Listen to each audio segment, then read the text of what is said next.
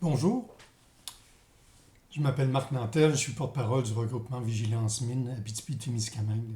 Actuellement, il est impossible politiquement de réussir à atteindre les cibles afin de diminuer les impacts sur l'environnement. Notre régime politique ne permet pas actuellement donc de faire de grands changements pour atteindre un impact zéro, puis même de reculer sur les impacts, puis d'améliorer les, nos écosystèmes qui ont été détruits dans les années précédentes. On m'a demandé de faire cette vidéo pour vous présenter finalement un peu comment on pourrait régler le problème. C'est sûr que ça peut être peaufiné, mais l'idée c'est d'essayer de susciter des débats.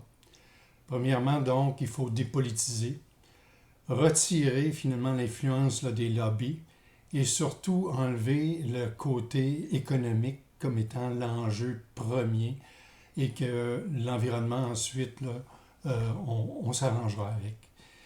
Donc, comment on pourrait s'y prendre pour pouvoir mettre de l'emphase sur la protection de l'environnement?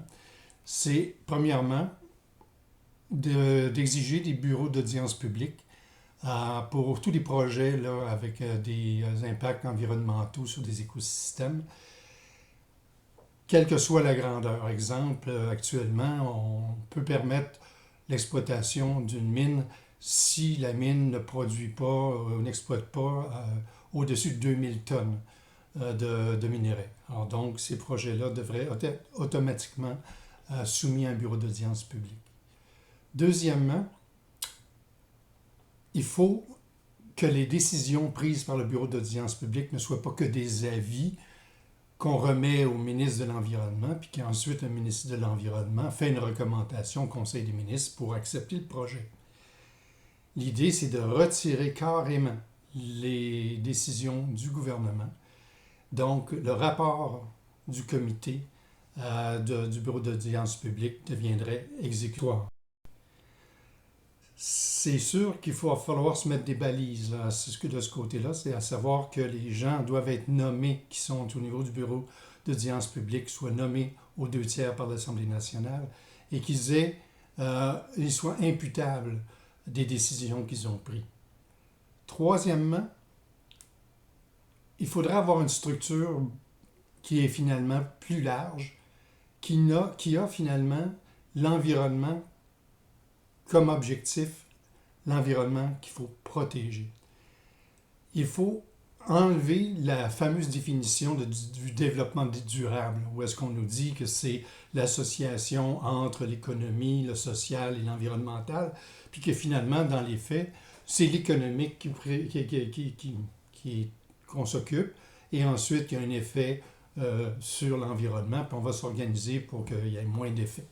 On va demander des mesures de compensation. Alors, il faut enlever ça, cette définition-là, et dire que le comité national est un comité complètement indépendant des décisions politiques.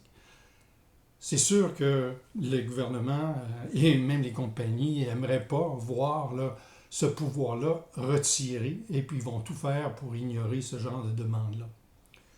Alors, la question est à savoir comment est-ce qu'on peut arriver à demander, à exiger que finalement on retire la décision politique de l'évaluation environnementale, d'enlever tout cet aspect-là. Comment on peut s'y prendre? C'est assez simple.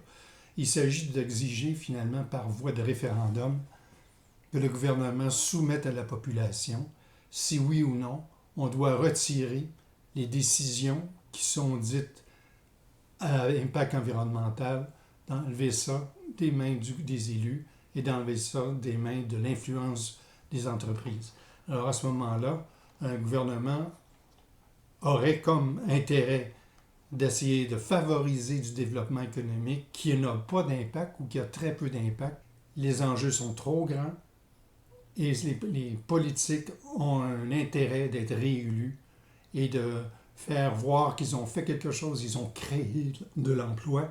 Alors, il faut donc aller plus loin que ça et retirer ça et de rendre cette structure-là efficace pour que les projets qui sont environnementalement sains puissent opérer rapidement et que les autres soit des restrictions ou qu'on les retire. Merci, bonne réflexion.